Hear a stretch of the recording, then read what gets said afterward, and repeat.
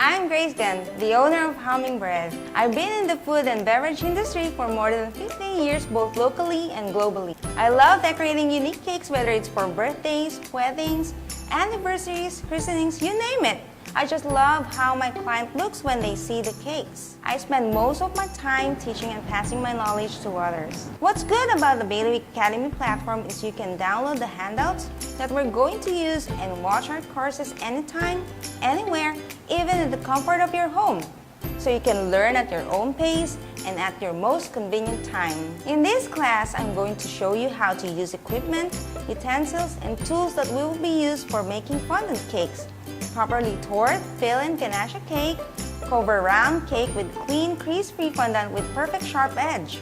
Make marshmallow fondant from scratch that can withstand our humid weather. Make the right proportion for filling and frosting of ganache. Do basic painting. Make smooth, no crack, cute animal topper with modeling paste. Have stable toppers and decorations. Avoid cake catastrophes. Ways to fix them and still keep your cake looking perfect. At the end of this class, we'll have a fancy, professional-looking cake that will surely wow all your guests. So let's get started!